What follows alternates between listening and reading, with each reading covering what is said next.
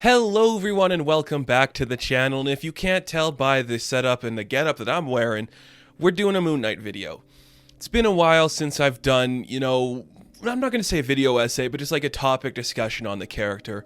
And this is one I've been sitting on for a while. I couldn't really find the right time to do it, so I figured I should do it before the show comes out because it does talk directly about what the show is.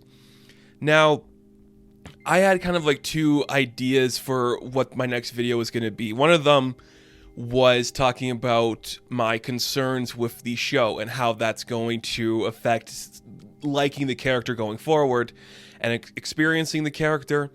My other thought was I want to talk about like the longevity and what made him a cult classic that keeps coming back. And I figured I could probably cover both topics in a condensed version because my thoughts and feelings on that kind of bleed into the same thing. You know, there is kind of this interesting thing about Moon Knight that is kind of rare in big comic book companies like at Marvel or at DC. It's not uncommon, but it is rare that a character has maintained a certain level upon themselves since their conception. If you look at, characters like Superman or Spider-Man, when they are conceived, they are this thing, and then they become the biggest part of the company. But then there are certain characters that never really break out of that niche, and the same thing happens in the film industry and the television industry. There's always these cult classics that build themselves up over time to become these things. But in the comic books, it's pretty impressive that a character who kind of was originated in like the 70s to 80s era has maintained a certain level of popularity that is never the A-list. It's never the B-list. And I'd hesitate to call Moon Knight the D-list. I'm calling him the D-list just because he is. He's a well-known commodity. People can pick him out in a crowd. People can recognize him. But he's not the big-named character. He's not this extravagantly explored thing that is propped up in media or anything to be anything more than just a cult classic. I'd put Moon Knight in the category of something like The Evil Dead. You know The Evil Dead. You love The Evil Dead. There are fanatics who adore and respect The Evil Dead. But it's not the thing you go back to regularly. It's not like that thing that has like the huge impact that's making millions upon billions of dollars with each outing. It's just like that, oh yeah, it's loyal enough where we can do a 3-season show on Starz and we can have the audience respect it that way. We can bring it back in action figures and comic books. But it's never been the blockbuster success. And that is kind of like Moon Knight. So when I talk about that idea, I wanted to bring it into context with how we see this television show going forward. I'm a huge fan of this show already. I like the cast involved in it. I like the talent behind the scenes. But something that I think we have to bring up when we're talking about this kind of goes back to this idea of what the MCU represents in terms of our Marvel storytelling. It is the juggernaut. It is the thing that makes them the most money. It is the billion-dollar franchise. The MCU dictates a lot of stuff going forward for the characters, for the world it's a part of.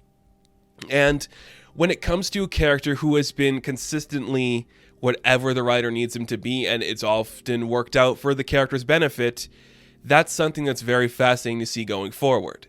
We have seen time and time again, there's that certain era, it's less so now, but there's that certain era when it comes to Marvel comic books, where we see the MCU dictates what happens in the books. You look at how Star-Lord has kind of changed over time, how Iron Man has kind of changed over time. A lot of these characters suddenly represent a different thing in Marvel continuity, in Marvel comic books, because of their success in the MCU. As excited as I am about a Moon Knight television show set in the MCU with some great talent behind the scenes and on camera, it does worry me a little bit that certainly there's going to be a type of expectation that is met with this character that not a lot of normal, casual fans are going to understand. And that could be to the detriment of either the character on screen or to the character in the comic book. So let's explore. It's going to be 2022 very soon.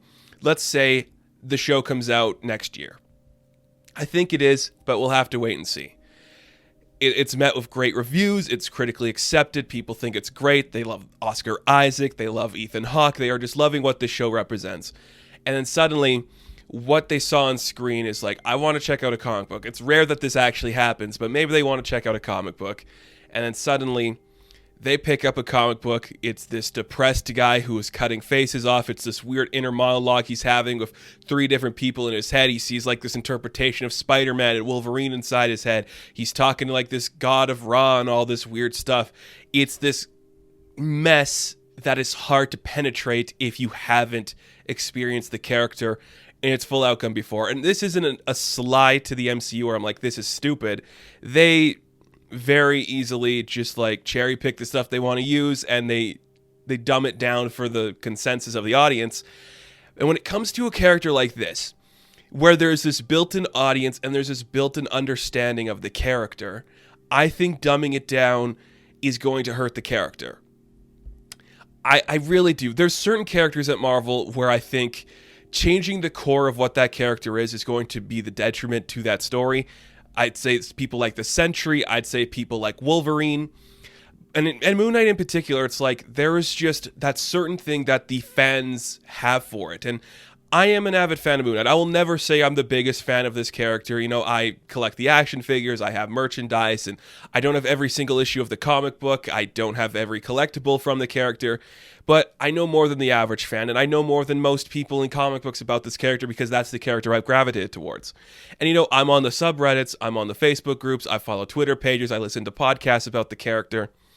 There are avid Moon Knight fans that are going to be the reason this character has stayed true to itself for so long. That fan group, that base, us people who listen to the podcasts, who have the subreddits, who talk about all this stuff daily, and this is our character, we are the reason. And I hate to say this because it kind of like gatekeeps the character. We are the reason that this character keeps coming back. And I like that this current iteration of the comic book went out for its 3rd printing. That is very exciting to see. But this character has been niche for so long and has remained D-list for so long that now we are going to be entering an era where we are going to see this thing that we have collected and celebrated for over 40 years suddenly morph into the generic public consciousness.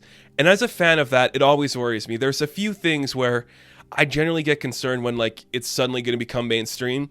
I'm sure all of us have had those thoughts towards either a comic book that we liked that suddenly had it big, or a television show that was kind of underground and then became big. I remember I watched Community before everybody jumped on that bandwagon, and I'm like, now that everyone's watching it, it kind of loses that, not really loses that appeal, but suddenly it's like, okay, now it's not as interesting to like this or to love it because suddenly everybody loves it, and now there's a certain expectation that is lifted to it because the world is accepting this. And that's kind of scary to see when it comes to this character that I have become obsessed with and I adore.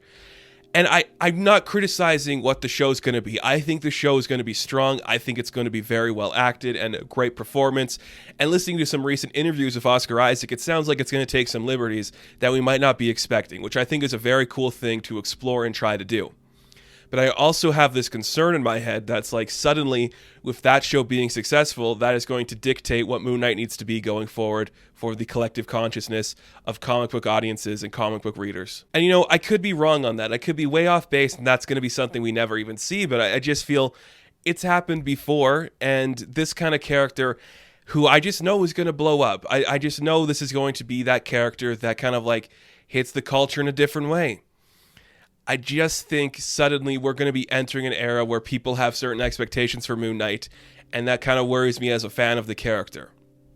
Where now this thing that I've adored for years and years, everyone's liking, everybody has their opinions on it, and now us fans who have been dedicated to this character the way people are dedicated to Evil Dead, the way people are dedicated to the Dark Crystal, now we're going to look like we're gatekeeping assholes because, like, no, that's a great thing of Moon Knight, but suddenly we look like dicks because of it. It's like, this is actually the better version. This is my Moon Knight. And I hate that that's kind of where I feel like this fandom is going.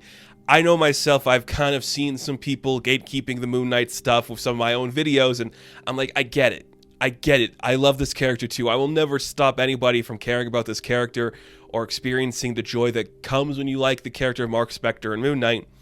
But I just also have this inclination where it's like suddenly, when this becomes big and it blows up, the people who've been here since day one are going to look like assholes because we're going to support the show, but we're also going to be like, no, this is how it should be. This is how it's been forever. And it happens all the time in fandom. Something blows up, and when you're there day one, you stop being as invested as it is because suddenly the general public is just accepting this thing that you had as your little special baby. It was yours. Nobody else had it but you. And when everybody else has it, it loses that thing that makes it special. And that's Moon Knight. Moon Knight has had how many countless iterations of comic books just in the past 20 years? He's had at least 6 different titles in the last 20 years. From 2000 to 2021, he's had a few iterations. They've all had their fans. They've all had their fanatics. But they've never stuck true to be like an ongoing series. Why is that? Because our audience is small, but we are vocal in our like for this character. But suddenly, when that character becomes the $1 million platform it's going to be, it just becomes a certain thing that's different than what we've been liking this whole time. And that kind of worries me. And I might be in the minority when it comes to like being concerned about that stuff, but I just felt like I have a platform I can talk about this stuff on. Why not kind of voice my concerns when it comes to what this show is going to do to our fandom? I think it's going to benefit it. We're suddenly going to see an onslaught of merchandise and collectibles and new comic book stuff, reprintings, all that's going to be fantastic. But it could also just be like, suddenly, that thing that we liked that made it special to us isn't that thing that's special anymore. And that can hurt a fandom or can help it grow. But I'm kind of worried about that aspect of things too. And the fact that this character has been niche for so long is what made it a cult classic. And when you prop the cult classic up to be the high status, it kind of loses that thing, you know? You miss the point of what made it special in the first place. I don't know if that's going to be the case because I do feel we have kind of moved past that era, but there's still the possibility of that being the case for stuff like this.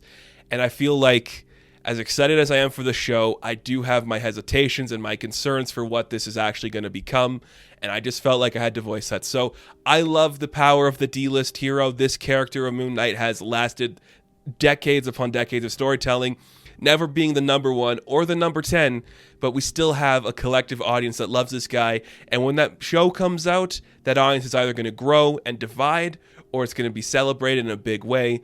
But us who have been there since day one know that this might not be our interpretation of Moon Knight, and we still have the ones we like. So let's try not to gatekeep this character. And even if I am worried about what this show could be and what it could do for the fandom and the character in the comics, I'm still excited to celebrate what this character has brought to comic books and to the storytelling. It's just great. It's great that we can try to get a mainstream.